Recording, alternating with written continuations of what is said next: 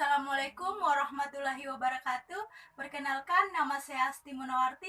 Saya dari Fakultas Kesehatan Masyarakat Universitas Halu Oleo. Di sini saya akan mempresentasikan sebuah jurnal yang berjudul Hubungan Pekerjaan dan Dukungan Keluarga dengan Stres pada Pasien DM Tipe 2 di daerah pesisir Kota Makassar yang ditulis oleh Sri Sayatriani. Adapun latar belakangnya, stres pada penderita diabetes mellitus dapat berakibat pada pengontrolan kadar gula darah.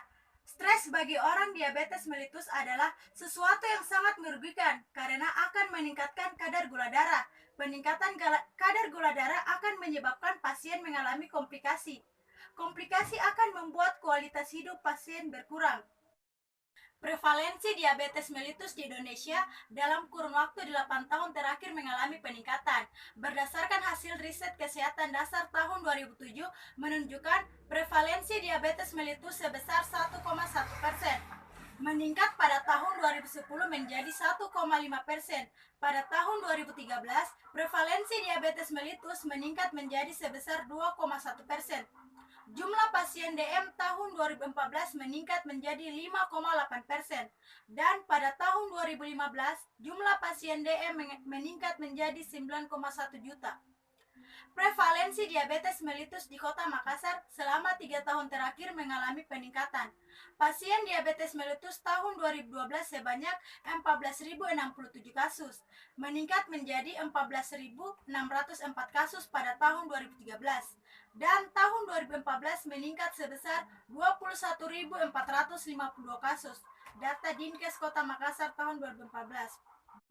Adapun metode yang digunakan dalam penelitian ini adalah jenis penelitian observasional analitik dengan pendekatan cross-sectional. Sampel dalam penelitian ini adalah penderita DM tipe 2 di 3 puskesmas daerah pesisir Kota Makassar, yaitu Puskesmas Patingaloang, Puskesmas Tabaringan, dan Puskesmas Barombong. Sampel dipilih dengan teknik accidental sampling. Data dikumpulkan dengan mewawancarai pasien DM tipe 2 menggunakan kuesioner dan kuesioner pekerjaan dan dukungan keluarga. Adapun metode analisis yang digunakan yaitu analisis univariat, analisis bivariat dengan uji regresi logistik. Selanjutnya hasil dan pembahasan. Berdasarkan tabel di samping, tabel 1 yaitu karakteristik penderita DM tipe 2 di Kota Makassar. Dalam tabel tersebut, karakteristik sampel penelitian meliputi umur, jenis kelamin, pendidikan, pekerjaan, dan status perkawinan.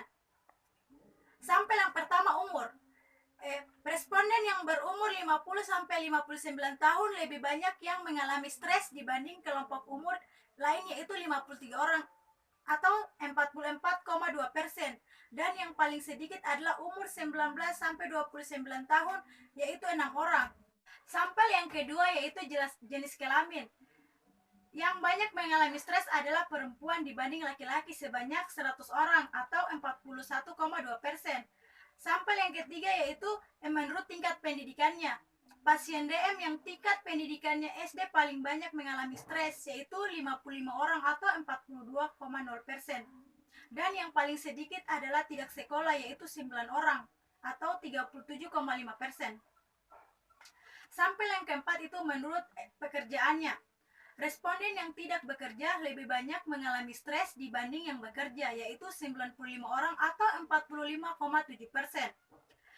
Sampel yang kelima yaitu status perkawinan. Pasien DM yang telah menikah lebih banyak mengalami stres dibanding yang belum menikah, yaitu 136 orang atau 41,7%. Selanjutnya yaitu pasien DM tipe 2 yang tidak bekerja dan bekerja sebagian besar tidak stres, yaitu 113 orang atau 54,3%. Pasien DM yang tidak bekerja dan tidak stres serta terdapat 94 orang atau 59,5%. Pasien DM tipe 2 yang bekerja dan tidak stres.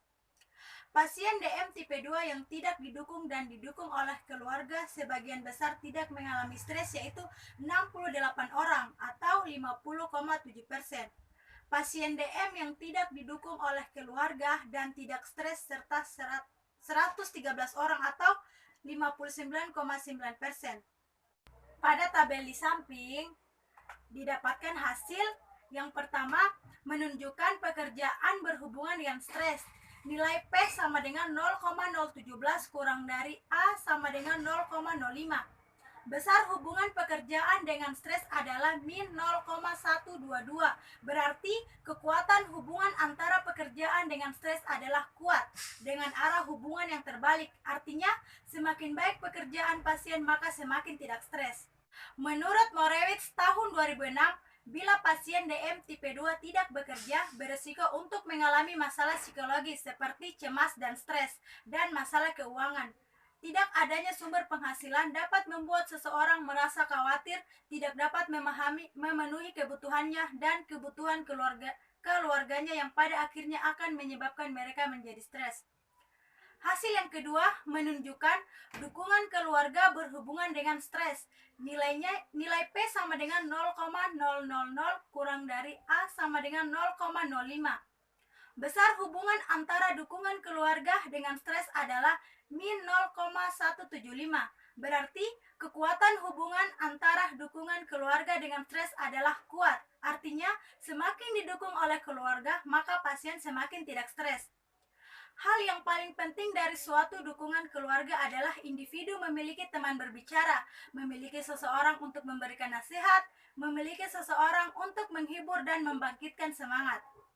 Pasien DM yang berada dalam lingkungan keluarga dan diperhatikan oleh keluarganya akan dapat menimbulkan perasaan nyaman dan aman, sehingga akan menghindari pasien dari stres. Jika pasien DM tipe 2 mengalami stres, akan mengganggu fungsi tubuh seperti peningkatan protein, hormon kortisol akan mempengaruhi peningkatan gluconeogenesis, katabolisme protein dan lemak.